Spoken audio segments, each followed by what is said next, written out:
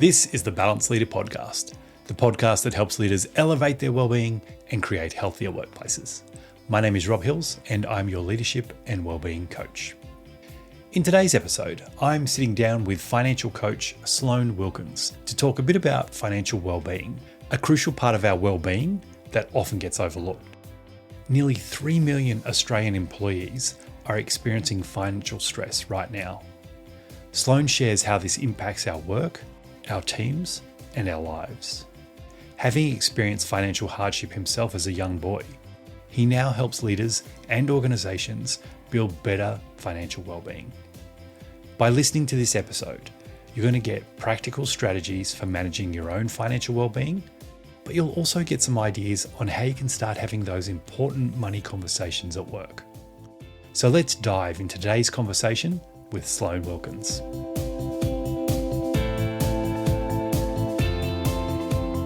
Welcome, Sloan, to the Balanced Leader Podcast. Thank you so much for joining us today. It is excellent to be with you, and hello to everyone listening along. Before we get started on my long list of questions, and I've got quite a few today about financial well-being, can you tell us a bit about your background and what led you to doing what you do now? Yeah, look, effectively, I'm a country boy, even though I'm based in Brisbane these days. I grew up in central Queensland, and mum and dad were involved in business. They were small business people in the town that I grew up in, so really small, only about 6,000 people. And ultimately, when I was 12, I found out the hard way what financial devastation feels like. And that occurred because mum and dad experienced bankruptcy. This was at the height of significant interest rates and high inflation at the time. So the interest rates on their business loan hit 21%. Wow. And that led to them declaring bankruptcy, losing their business, and of course, we lost our home. And that had some pretty serious repercussions for all of us. Yeah. And a few years later, we also lost our family unit off the back of that too. So I've seen up close, and 12 is an interesting age when a lot is going on in your life. You're trying to figure out who you are in the world as you're moving into those teenage years. And then to experience this sort of thing along top of that, it really does cause you to question what's going on. And it was, loss of pride in my family. Probably shouldn't have been the case, but that's how I experienced it, and our loss of our place in the community. Yep. And even though I was only 12 and my name wasn't on the mortgage, I allowed the bank to take things from me that day as well, which was really my self-confidence and for many years my self-belief, because it was just such an impactful thing. So finances are part of the way that we live our life these days. They also, if they're not going well, can dramatically impact our individual mental health, our relationships as adults, and our family unit, then rippling out to the community. So it can have such a big impact if things aren't going well. And the good news is everyone can learn to manage money well. So that's sort of my mission, is really I'm obsessed with eliminating financial stress. Yep. And whether it's working with individuals or working with businesses to help their staff, it's such an important thing. Yeah, absolutely. How did you get into financial coaching? So what was that transition? Did you leave high school into university? Was it something that you knew you wanted to do because of the background, or was it something that you sort of came to? It really is something that you can connect the stepping stones looking backwards, but at the time it was not deliberate at all. Yeah. And I really don't know how mum and dad felt when I left school. Then I qualified to go to university, but my parents couldn't afford to send me. And so I studied while I was working. But when I declared I was going to go work for a bank, fortunately, it wasn't the bank involved in their bankruptcy. But I don't know how they felt about that, whether that was like, oh, my gosh. But I wasn't great with my hands. I was never going to be a trade or working in the mines like many of my mates were. So I needed to work out how to use my brain. So banking, and then later financial planning through the banking, was my work history. Yep. And so did a really good job of working in the financial planning world, supporting teams of planners, looking after clients that are very high net worth. However, it came to me to realise when I was working for a large organisation with a huge amount of members, it was a member-based organisation, to sort of see most of these people are never going to be a financial planning client. So how might we help them? And that's back in 2019, before the pandemic. Financial stress was already rising in Australia. Yeah. And I knew where we were at the very bottom, historical lows on the interest rate cycle. So it was only going to get worse. Mm. None of us knew what that journey was going to look like. We didn't know the pandemic was coming. But we were proactively thinking about how we might help. And that came very close to coming to fruition, but the pandemic really put paid to that. And a few conversations with my long-standing executive coach later, it was like, well, you're really passionate about this. Are you going to wait till retirement and wish you had done something? Or are you going to step forward into this space and try to bring something hopefully very valuable to many people to life? Yeah, great. So here I am. Yeah, absolutely. So you're a financial coach. That's your current role. That's what you do in your business. Yes. How does that differ from a financial advisor? Yeah, one of the most obvious differences is I do not sell any products whatsoever. So I don't step into that personal advice space. I'm not here to help you with a new super fund, any insurances or investments. Not here to sell you crypto or an emu farm. Yep. It really is about taking control of income or helping the person take control. That's my job, is to teach them how to fish so that they can serve themselves. And if I'm doing my job really well, it means that I become redundant for that particular client. So how do we look after our income on a pay cycle by pay cycle, month by month basis, and line that up in service of our most important goals, which for many people, there hasn't often been a conversation either with themselves or between partners on where are we going, what's this all mean, what are we really trying to achieve beyond the simple financial goals. Yep. How do we want to live our life, what are our aspirations for the kids, etc. That's the stuff that is truly meaningful, that we feel is a burning desire, and we want, therefore, the right type of energy for our journey, because when we change it, the way we deal with our finances, we can lift our results, but short-term motivation isn't the right fuel for the journey. We need to tap into something bigger for us. Yeah, cool. So what is financial well-being then, and why do you think it's important? Financial well-being, my definition of that is that we have freedom to make the choices that are relevant for us. It doesn't mean that we have endless supplies of income. However, it means that we are not under pressure and we've got some options available to us. Financial well-being comes down to some knowledge, but not as much as people think, and a lot of the useful behaviours that are really relevant for us. The ratio is probably about 80% behavioural. Okay. Controlling what we do is going to deliver the results we're interested in. Why it's so important is simply, unless we're going to live off-grid and grow our own food, we are going to be involved in the financial system as modern humans. So given that that's the construct that we live in, how might we not just survive, but actually thrive through that, use our income and our financial resources to live a life that's meaningful to us, whatever that particular those choices look like for us. And it's different for everyone. Yeah. Some of your listeners would be definitely familiar with Maslow's hierarchy of needs. Yep. Yes, we've got our physiological needs covered. Our safety and security needs is where many people actually get stuck, particularly with finances. And if finances are right in your face, it's difficult to look beyond that and think, how can I be the best version of myself? How can I show up as a loving partner, or in my case, a great dad? How might I then also support my community or causes that I care about? It's difficult to get to those external things if finances are not going well, because it can feel really heavy and that becomes our predominant focus. So I would love to see people become free of that stress and start to move towards financial confidence, so that they have the capacity and the freedom and the space to at least turn to, who might I be? How might I develop? What gifts do I have to bring to the world? That's my big aspiration for people. Yeah. I imagine you're working with a lot of clients who suffer from some sort of financial stress, which is probably why they come to you in the first place.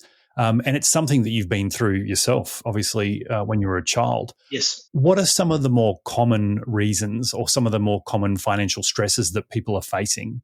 Yeah, great question. And one of the things that I think that is very prevalent now, there's two things. Cost of living is one, and interest rate increases. That's something we're all aware of. So that's really shone a spotlight on some of the situations that we have had floating just beneath the surface for a few years now.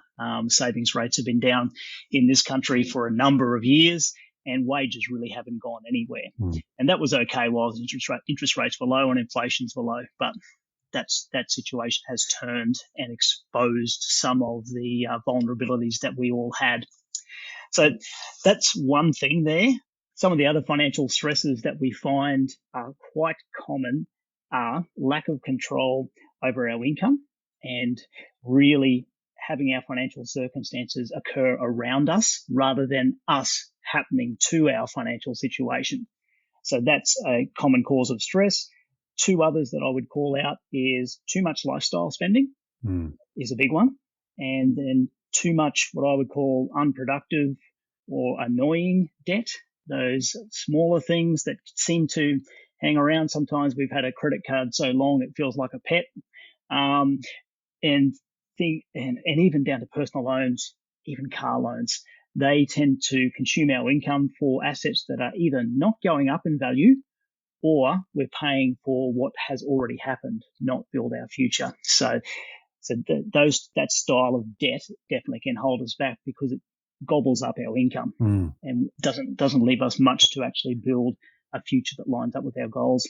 You sort of alluded to this before, but I imagine a lot of this is, or it could be stuff that we're not even aware of. So it may be stuff that because of the way we were brought up, our spending habits, maybe a little bit of dopamine rush every time we get the credit card out and we do some online shopping. I imagine that a lot of this is psychological. Is that something that you're finding yourself in the clients that you work with? Yeah, it absolutely is. And it's very true for most of us because at the end of the day, we are biologically very similar and we're all wired quite similarly as well. Different experiences, of course, but we know that the way our brain is wired doesn't always help us make the best quality decisions, whether it's finances or anything else. Yep. So for me, there's three areas I look at when I'm talking with people. Number one is money momentum. Because money definitely has a momentum. Sometimes it's flatlining and not going anywhere. Yeah. But if we're not paying attention, the worst part is it can be negative momentum and moving away from us. So how do we turn that around? Most important goals is the second one. But the third one is actually our money mindset, which is really what your question is all about there. Some of those behaviors that we had, which may well have served us in the past, but they no longer are helpful. So we don't need to give ourselves a hard time about those, but how do we sort of just notice them, thank them for being, but also move them to the side and plug in something else that is going to help us move forward. Yeah. That's a big thing, but beliefs, that's one of the biggest things, Rob, that sits below the surface. Yeah. We're like little sponges, I think, until about the age of 12 or something like that, where we develop some really critical thinking skills. Yep. Before that, we really don't question too deeply what's going on, and we tend to absorb it and accept it as true. Yeah. So I'm sure mum and dad, for all of us, did the best that they possibly could, but many of us weren't lucky enough to have parents that had been taught themselves how to do well with finances. So generationally, those habits and views, and even little sayings like money doesn't grow on trees, these things which we think are innocuous can become part of our beliefs, and then we see that come out in our habit patterns. So I like to get people to tell me the story of money growing up in their household, and that way we can start to put up the antenna and tune into some of these beliefs or, soundtracks that are playing in our head periodically and try and catch ourselves out and then progressively replace them with something that actually helps us. Yeah, absolutely. And I had my own little aha moment as you were saying that, then thinking about my own childhood and my family's relationship with money and how it plays out today.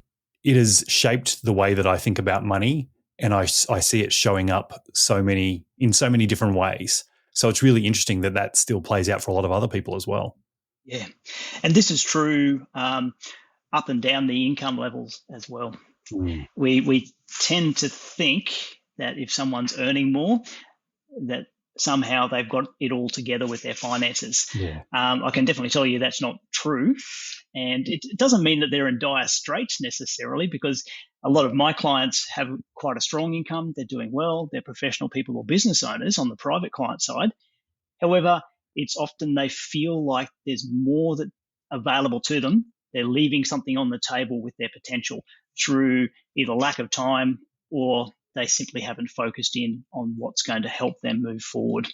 So it can be quite an aspirational conversation, even though there's normally some elements of, financial cleanup that we need to do.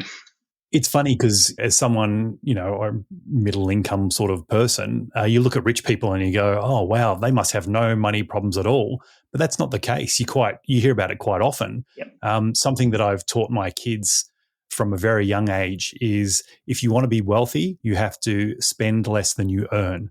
And I think that's true. And that may be the reason why these people who are earning lots and lots of money are in financial distress, because they're spending more than they actually earn. So it's interesting to hear that this happens across pay grades.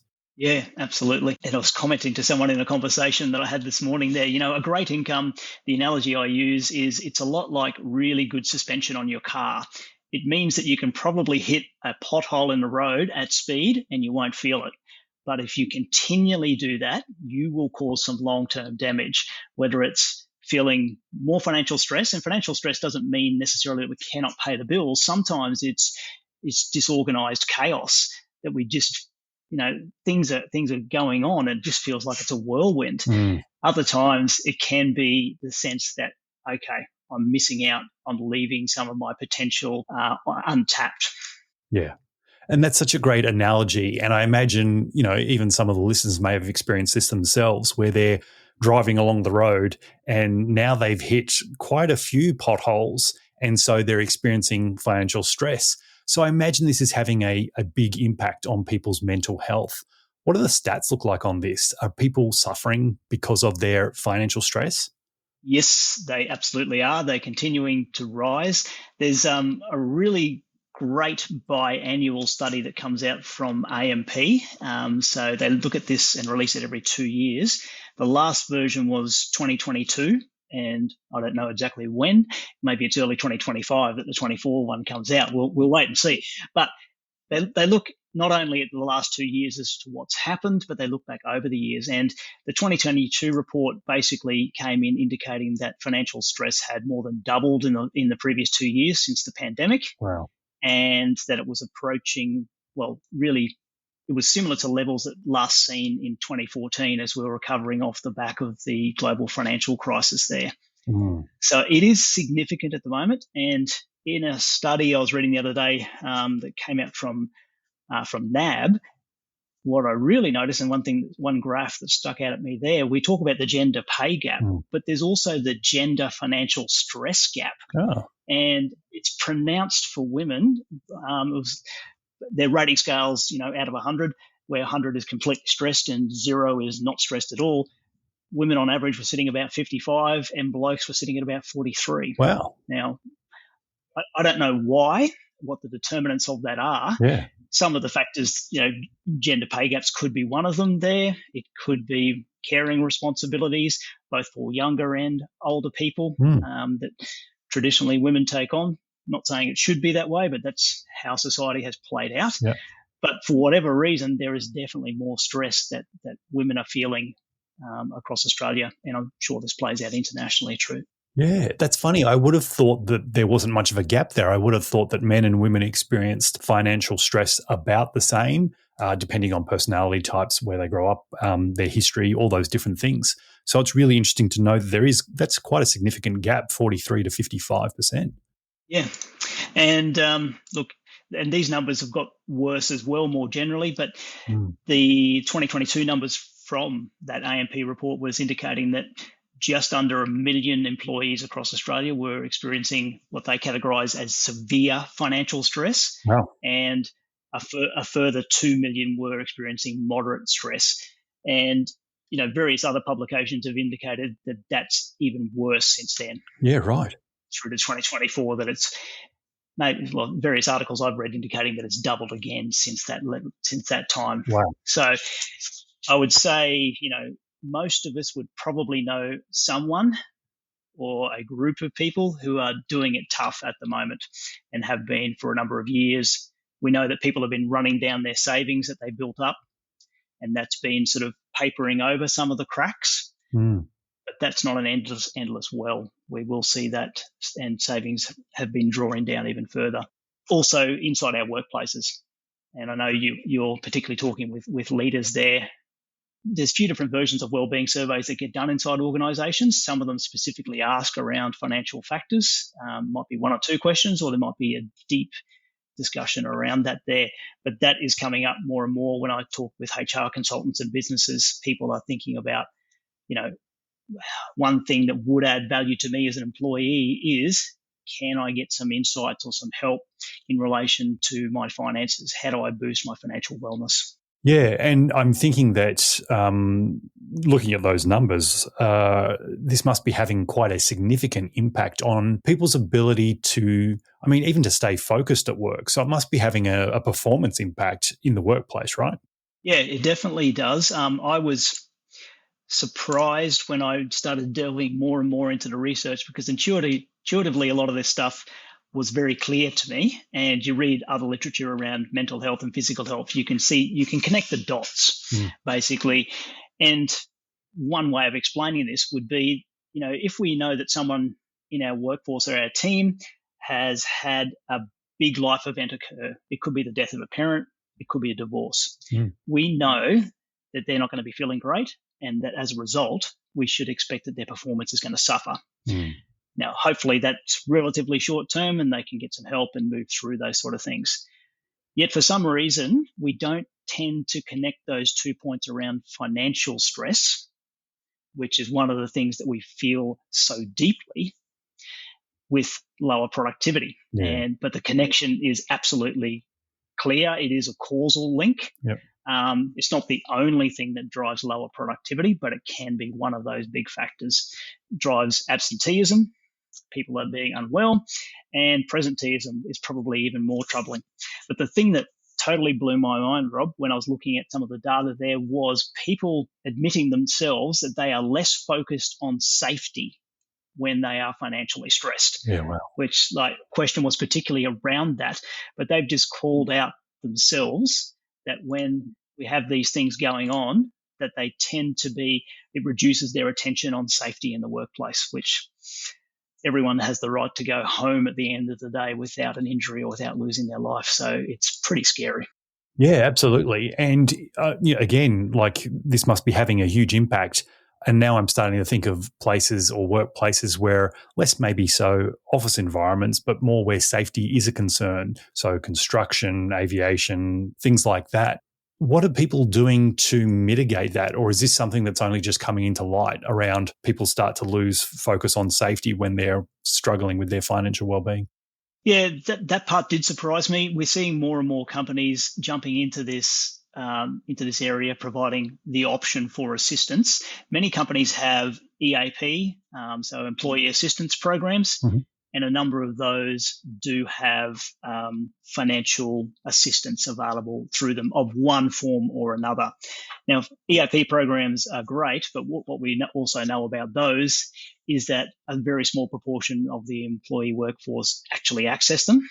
We should see more people being proactive around that, but that's maybe not the mindset that we have. So it means that we miss a lot of people if they're not engaging in that. And it's almost like we tend to wait until we're hanging over the edge of the cliff by our fingernails before we reach out for help. And particularly when it comes to our finances, well, I would like to see some guardrails inserted at the top of the cliff, and that we have an information center, 200 meters away from the edge, so that we can tell people this is how you go about assessing where you actually are, and here's what to do to improve that step by step. Financial literacy is also great. That also tends to be presented in quite a broad brush because we're talking to an audience. So the program I work with people really helps meet people where they are. So taking individual action based on a few common steps which have been proven to deliver great results. So I think businesses have definitely got this more on their radar. Some of the things they're thinking about is, well, are we opening Pandora's box if we address this? That's a really reasonable question to be asking. But, the silence of financial stress is in your business whether you're talking about it or not. it's there. So for any leaders that are out there or any people who are on boards and they're worried, what is this going to do if we start addressing this? These conversations are already happening and people are already feeling it. You're just not hearing about it. Yeah. So often the first notice we get as a business owner is that someone is submitting their resignation letter because they've got a few extra bucks an hour down the road. Yeah. And that's a terrible loss and a terrible cost. And sorry, a figure I didn't give you off that AMP report there, Rob, was they've estimated back then that the economic revenue lost due to financial stress was a little under $67 billion. Wow. Which is just incredible. Yeah. And, they've got a very defined process of how they work through to get to that number. Yeah. And it's totally logical. Yeah. So for leaders who are listening to this, who have people in their teams that they, have concern for, what would be your advice on how they might approach the conversation around financial well-being? What should they be saying or doing in the workplace to try and bring this to light or even help where they can? It's always great. And I was actually at a employee wellness expo on the Gold Coast last night and had a great panel discussion there. And I was an audience member, so I was really sucking up the information. And one thing that kept coming through again and again from all the experts they were talking with was surveying and understanding the needs of your team members. And some businesses do this annually. Others take a pulse survey if they've got some change going on. Yep. But really allowing the opportunity for the workforce to put up their hand and sort of say, this is how I'm feeling generally across a few different areas with prompted questions. And this is also some things that I would value. Maybe it's not even available, but, we need to move beyond the fruit basket in the kitchen. And I think we have. Yeah. But, what are the opportunities that people are looking for? Try and meet people where they are. So getting that good understanding is really the answer I came away with from that. Yeah, right. Because I imagine it must be difficult, and I'm just reflecting on my own career here. I haven't talked too much about money with my team before. It may be one of those subjects that we don't really touch at work as much because it's a little bit sensitive. What's the best way to start? Yeah, look, I think we have had a culture in the past of not talking about money, because definitely when I was coming up, and I've just celebrated my 50th birthday this year, so that sort of helps me let others know where I fit in the career scale there. But we were told not to talk about our remuneration packages, and which has probably contributed to the pay gaps that we actually see. So it was off the table for a long time. I think we need to get this more to be a regular part of the discussion. We need to go ahead and demystify financial stress. And some of the ways that we can do that is by having conversations with our next layer of leaders down about what some of their team might be experiencing, and sort of giving them some insights into some tools and that can help them understand what's going on with their team, which tends to come from company level. But, what resources are already available. And I think many companies have an intranet, and that's a great place that you can house some information, whether you tap into that through a provider that you already are using, but maybe not using that particular component of there. Let's start providing information. It's probably something that even our key clients, maybe some of their team members are going through. So I believe it's so universal, the opportunity to help people move past financial stress, that is probably affecting the individuals you're talking with on a day-to-day basis at some level, or someone they know. So I think just let's start the conversation, and a great way to do that is providing information that's useful and adds value. Yeah, and I suppose it's different depending on where your team are at financially and in their lives. So younger people are experiencing one sort of financial stress. Someone who's a little bit closer to retirement is experiencing a different kind of financial stress. And then there's all those stages in between. And I was just thinking then of a way that I might sort of raise it with someone in my team, might be around every time there's an interest rate decision, maybe just sort of saying, oh, geez, did you see the RBA has just come out with their latest interest rate hike, cut, whatever it is. Yes. Or maybe if I come across something interesting about the cost of living in the newspaper, that may be a good segue to start a conversation in a non-confrontational way of saying, hey, I heard this, what do you think, sort of thing, and see where the conversation goes. And if it's if it's something people are struggling with, then maybe they might see that as a pressure release valve where they can then start having a conversation around it. Yeah, and that's a great way of doing it. And that sort of information is really helpful because it's topical. Yeah. People will be hearing it. It's maybe something that people aren't going to talk about in a group setting, in a team meeting, but individually, when you're having a coffee or walking somewhere, it's probably a good opportunity there to have a shoulder-to-shoulder conversation rather than an across-the-table one. Yeah, absolutely. And I can imagine someone sitting in a team meeting going, all right, so where's everyone's mortgage up to this month? Let's just let's add that into the spreadsheet. Yeah, what's the number? Is it up? Is it down? How's it going? So probably not the advice that we're giving here. I'm interested to know what your thoughts are around financial education. So we're talking about this, as leaders and as people in workplaces, but a lot of leaders who are listening to this have kids. Why aren't we introducing this into the school systems perhaps a little bit earlier? I don't particularly remember, and I've been out of school for a long time too, so I don't particularly remember we were talking about financial wellbeing in schools. Why aren't we talking about this stuff more? Yeah, that's a really fantastic question, and I wish I knew the answer because I suspect that might be part of solving it. Well, first thing is admitting there's a problem.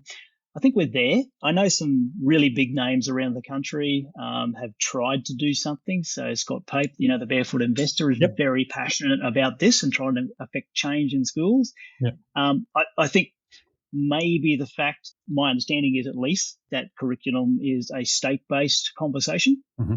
And so therefore we don't need to get this right once. We need to get it right for every state and territory in the country.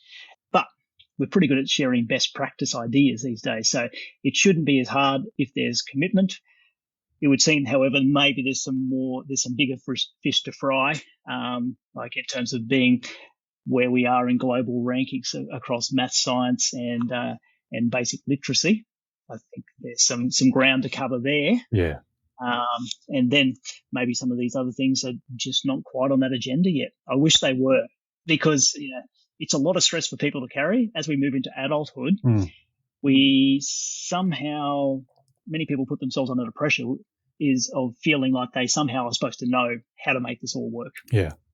Magically, when we start earning an income, we'll know how to manage money. Yeah. And we believe that everyone else does because we see the surface of their situation, not the behind the scenes version. Yeah. And that often makes it worse because we think, oh gosh, they got the new house and the new car, not knowing there's a lot of debt maybe that goes with that, or their family circumstances might have contributed to them having a better starting point there. So comparing ourselves with others isn't useful. Comparison is the death of contentment. We tend to feel very stressed when we start to do that. Yeah. And good old keeping up with the Joneses is not a game that we should be playing. No, absolutely. Going back to that financial education piece, I suppose I've had a lot of conversations with both of my sons as they've grown up at different stages of their development around our finances, when they start to earn pocket money, what they should do with it. We talk about savings, things like that. So maybe for now, another case for just having those conversations. I totally agree. And I think, given that we were talking before about how our brain sometimes doesn't help us, knowing that, we can flip it on its head and use it to our advantage, because we know when we've got younger children, they are going to be absorbing what they see around them. Yeah. So how can we be the best possible example for them? As a minimum, that conversations around money between partners actually happen, and that it doesn't involve an argument or raised voices, that we are able to talk about a goal that we want to achieve, and maybe we stick that on the fridge and we use our finances to save and make progress and get that goal. Yeah. So there's some really great fundamental lessons there that would not only help us as adults to achieve more with our finances, but just set such a wonderful example for our kids. Yeah, I think that's really important. What financial habits or practices have you observed in highly successful leaders? Again, you work with a lot of highly successful people, or people who maybe potentially came to you who weren't that financially successful but have now gotten to a point where they're now doing the right things. So what are some of those habits or practices that you think stand out as being, really key to that success? Yeah, the first one might surprise people, and it really is, and I call it a spending plan. Other people call it a budget. Yeah. Now, whether they go down to the nth degree and they're tracking every dollar, or whether they just have a more general plan. But one thing is for sure, they do have a plan about what they are doing with their income for that week, that month. They know, regardless of their income, where that money is going. And I think that's the biggest thing that I've seen make a big difference if that's not already in place, that we start to have that degree of control around that. And that's not being controlled by your money. That's exerting control. Yeah. That's you making a promise to yourself and your family that this is the way that I'm going to look after things. And I'm going to be, in my language, the boss of my money. Yep. Money is fantastic at following orders, but we need to be the adults in the room that stand up and give it those instructions, because every dollar is like a worker or a teammate on a sporting team. And we know what happens if you don't have a plan in either of those environments. Yeah. It just, you're not going to win the game or achieve the business results, and you won't be there to take the grand final trophy and lift it above your head at the end of the season. Yep. It's just not going to happen. Yeah. So we need a game plan. And so that's habit number one. The second biggest habit that I would say around highly successful people is they have a high degree of clarity on where they're going, what they're trying to achieve. And I don't just mean with their finances. It's the bigger picture stuff. Yep. Finances may be part of that, and their money is often a tool that enables them to take action towards their goals, but they've got a clear and agreed, particularly where there's a partner, an agreed way forward. This is what we are striving to achieve. Yeah, great. They really have that, and they can often describe it really clearly, not just, it's a fuzzy aspiration, but, this is what it looks like. This is what it's going to feel like. So connecting in with that emotion associated with that goal, that's what helps you achieve sustainable change and positive change with your finances. So that's the two big habits that I would call out. Yeah, great. So with number one, so that's a spending plan or a budget for those who don't like using those words. Do you recommend any tools around that? Is it, I think I told you this the other day, my wife and I used to keep ours like in a journal, paper-based, writing down every sort of receipt that we spent when we first got together in our 20s. Is it sort of something like that? I imagine this has got a little bit more sophisticated nowadays. Surely there's an app for that, right? Yeah, there's multiple apps, and some of them are free, some of them are monetized, but you need to find what works for you is sort of my suggestion. Yeah. There's multiple ones out there. Some of the free ones are fantastic. Some of the paid ones, not so great. But it's different for every people, because I've talked to people who have loved one particular tool and others, that doesn't gel for me. It's way too complex. I don't like it. Yeah. So experience and try out some of these options. Yeah. Many of the banks do provide, as part of their online banking application, categorization, and that's useful to an extent. Yep. It gives you some overview of what's happening with your money versus maybe no insights at all, which is how many of us currently operate. And I know I did in the past as well. Yeah. But the point is, whether it's a piece of paper or the world's most sophisticated spreadsheet, what are you going to use that clicks for you and you can commit to using on a regular basis? That's the impact. It's not so much the tool, it's the habit of doing it that delivers the results. Yeah, absolutely. And this is a lot of conversations I'm having with other guests around well-being. It all seems to be the same. Find something that works for you that you're going to stick with and keep doing it. So whether it's trying to lose weight, whether it's building wealth, whether it's nutrition, it all seems to be the same. So I love that that's that personal advice. Find the thing that works for you and just do it. Yeah. And if you're being sort of railroaded in some way and it doesn't work for you, well, find someone else or something else to work with, because we're dealing with the same challenges often, but we're all different people with different circumstances. So it's got to be a well-fitting suit, I would say. Yeah, absolutely. What do you think are some of the key financial metrics that people should monitor regularly just to keep a check on their personal wealth? When I start sort of helping people with a spending plan or budget, if they haven't used one before, we go quite granular, but we go detailed so that we can then actually zoom out over time. Yeah. And when you've got some clarity over a few months and you can zoom out, there's a few key things that come up on the metrics. One is all my regular bills are being paid on time. That's a pretty basic one. Mm-hmm. We have housing security, so we're able to pay our rent or our home loan. And normally, if we've created space for savings, that savings are occurring at the intended level. So if we say if our spending plan says that we can save $500 a month, are we or are we not making that happen? And if those three things can be measured, the bills are paid, we've got housing security, there's food on the table, and we're also saving what we said we should save, then the rest of it should be able to flow and have some flexibility and fluidity to it. Because, we're moving ahead, we're covering today, and we're not incurring any other debt as well. Yeah, and that's great. And I think you're right. I think you never know what's coming up. So you've got to be a little bit fluid. I think get the big rocks in place, allow some movement around with those little rocks as well, so you don't feel so constrained that you can't do anything. Money's there to be enjoyed at the end of the day, to a point. Don't overdo it, though. Yeah, it's like everything, a little bit of moderation goes a long way. And what is that middle way between?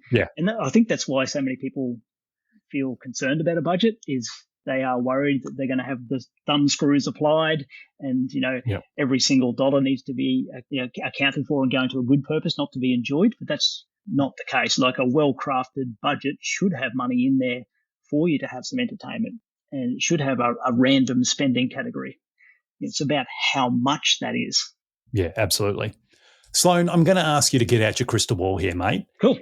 Looking ahead 5 to 10 years, and I think in a finance world, that's probably a very long time.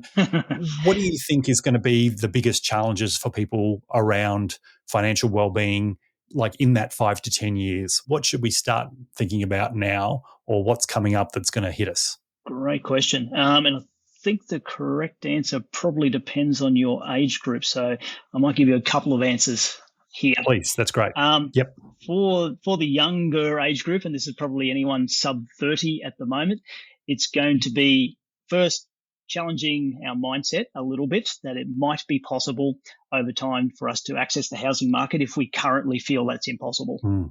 And this is in no way blaming anyone or saying, it's just about your mindset. If you think positive, you'll get there. That's partly true. Because, a positive mindset always helps because we find more solutions.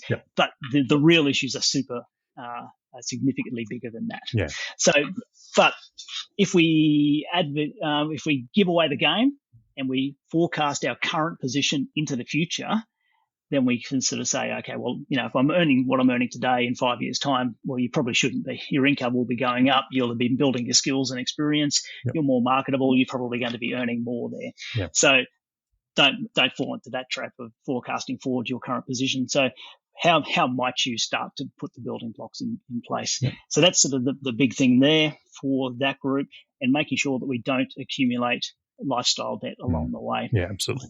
Because I've seen and talked with people, and this is not broadly representative of the age group at all, but where they've sort of said, okay, well, housing isn't possible for me, therefore I'm going to enjoy my life now, and so it's the new Mercedes on lease, which is nothing wrong with that. It's a choice, and however, it's not going to typically grow in value. And each choice has a consequence. So that that's very tough, and it may require some alternative thinking, because if you're living in Sydney and Melbourne as a young person earning an income at the regular level there, it is going to be extraordinarily difficult to break in to the housing market. So how might we maybe invest somewhere else, in a different part of the country? But the sort of, let's call it the 30 to 50 group, it's going to continue to be, how do we make sure that we are building the longer term, contributing towards our retirement savings, whatever that looks like. It doesn't necessarily mean super, although that's a great place. And how are we also getting on top of our home loan, presuming that we have that there, whilst also dealing with typically kids' school fees, and navigating the challenges of a career and feeling sometimes quite unbalanced due to the workload that we've got as leaders and successful professionals. So it's finding those opportunities where we can take what I call little and often decisions, and adding a bit more to either reduce our mortgage every pay cycle or every month, and also contributing a bit more to our retirement savings. We often think that $50 or $100 per pay cycle won't make much of a difference, but when we look at the power of compound interest and plug it into an investment calculator, it's huge. Yeah. Yep. So don't discount the power of little and often is what I would say around that. And, keep abreast of what's going on, because we've got a whole AI themed world coming at us. So what does that look like for our industry? Is it going to wipe out my industry? Some industries that might be true, but more than likely it's going to mean that we are able to do more and be more effective and more productive with some of the tools. So don't feel afraid of it. Lean into it and sort of say, what can we do to really learn from this and bring those new technologies to life, even in some quite older industries. Yep. Awesome. And what was the last category? Is that 50 plus for the last category, or is there a 50 sort of something in between? Yeah, there's always a few different categories there. But really, if you are 50 plus and if you feel like there's some financial catch up that you need to do, that's a group that I speak to sometimes, particularly if they've been small business owners for a long time. The superannuation or the retirement savings can be a little underdone. Yeah. So if you feel like you're paying catch up, don't ever think that it's too late to get started. The best time to act is always today. And that's what we've all got in front of us. So what can we do now? Let's give ourselves a little bit of grace for what's already happened, but put in place the building blocks to move forward, because even if we retire at 60 or 65, we've got maybe 20 plus years living in retirement where, yes, we're using some of the income, but we're also generating returns. Yeah. Yep. So don't think that the line stops when you hit retirement. Yeah. It's still got earning potential moving forward from there. Yeah, that's great. Thank you, Sloan. Sloan, we've covered a lot of ground today, lots of different questions, but what's one question I didn't ask that maybe you hoped I would have? And if I did ask that question, how would you have responded? I love that, Rob. I would say, and one thing I've written down that I hope we might get to at some point was imposter syndrome. Oh, yeah, love it. Because I've definitely felt that at times, and I did relatively well in my career quite early, and I'm very thankful for that opportunity. But I, throughout my 20s, was doing some really smart things with money and some really dumb stuff as well. The smart stuff was longer term, and the dumb stuff was trying to fill an emotional void inside of me from what we talked about in my younger years with material things, so spending more than I earned. Yeah.